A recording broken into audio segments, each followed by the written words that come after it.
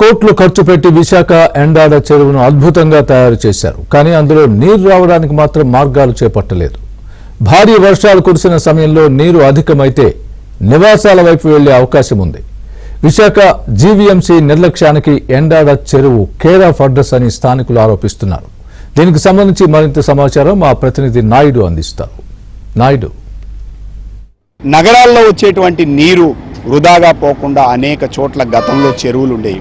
అదే తరహాలో ఇప్పుడు మనం ఉన్నటువంటి ప్రాంతంలో ఎండాడలో ఒక చెరువు ఉండేది. మనకి ఇప్పుడు రైట్ సైడ్ మనం ఒక భాగంలో కానీ ఇటువైపు చూస్తే ఒక హిల్ లాక్ ఆల్రెడీ కనిపిస్తుంది. ఈ కొండ నుంచి వచ్చేటువంటి నీరంతా ఒకప్పుడు ఇదే చెరువులోకి నీరు వచ్చేది. సో ఇప్పుడు మనకు కనిపిస్తుంది చూసారా, ఈ కొండ మీద నుంచి వచ్చినటువంటి చెరువు, అంటే చిన్న వర్షం పడినా అక్కడి నుంచి వచ్చేటువంటి నీరంతా కూడా ప్రస్తుతం ఇప్పుడు మన దగ్గర ఉన్నటువంటి ఇదే చెరువులోకి వచ్చేది. ఒకప్పుడు ఈ చెరువు అంతా కూడా పూర్తి స్థాయిలో నిండి ఉండేది. అయితే గత ప్రభుత్వాల హయాంలో మొత్తం సుమారుగా 2.6 కోట్ల రూపాయలని, అంటే 2 కోట్ల రూపాయలని వెచ్చించి ఈ పార్కుకు చుట్టూ మనం ఆల్రెడీ కనిపిస్తుంది చూసారా ఫెన్సింగు, సో ఇక్కడ వాకర్స్ నడవడానికి ఏర్పాట్లు ఇవన్నీ అద్భుతంగా చేశారు, చాలా అందంగా కట్టారు. కానీ మర్చిపోయిందల్లా ఏంటి అంటే పార్కు కట్టడానికి 2 కోట్ల రూపాయలు వెచ్చించడానికి జీవీఎంసీ అధికారులకో ఇంజనీరింగ్ అధికారులకో ఆలోచన ఉంది. కానీ ఈ పార్కులోకి వచ్చే నీటి మార్గాన్ని మాత్రం శుభ్రం చేయడానికి రూపాయి ఖర్చు చేయడం లేదు.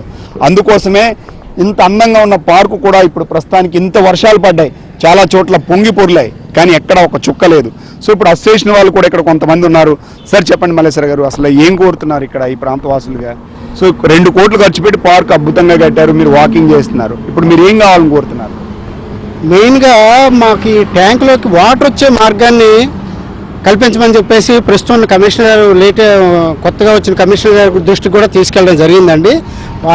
కమిషనర్ గారు కూడా తగు చర్యలు తీసుకుంటామని చెప్పారు. ఇంజనీరింగ్ అధికారులకి వాటర్ వచ్చే మార్గాన్ని మీరు అన్వేషించండి, మనం వీలుంటే దీన్ని వాటర్ వచ్చే మార్గం మనం ఇందులో వాటర్ తెప్పిద్దామని చెప్పేసి చెప్పారు. కొండపై నుంచి వచ్చిన వాటర్ ఇటువైపు ఇక్కడ వస్తుంది, రోడ్డు మీద బ్లాక్ అయిపోతుంది కదా. రోడ్డు మీద బ్లాక్ అయిపోతుంది, కొండ మీద పడే వాటర్ అంతా రోడ్డు మీద బ్లాక్ అయిపోయి సైడ్కి వెళ్ళిపోతుంది తప్ప చెరువులోకి ఒక చుక్క కూడా రావడంలా.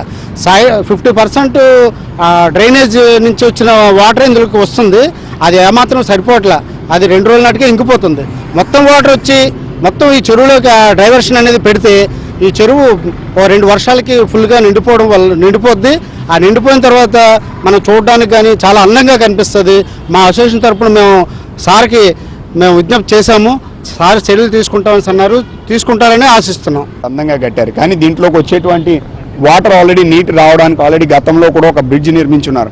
సో అటువైపు ఉన్నటువంటి దారులన్నీ కూడా పూర్తి స్థాయిలో మూసుకుపోయాయి, ఇప్పుడు లోపలికి వచ్చే మార్గాలు లేవు.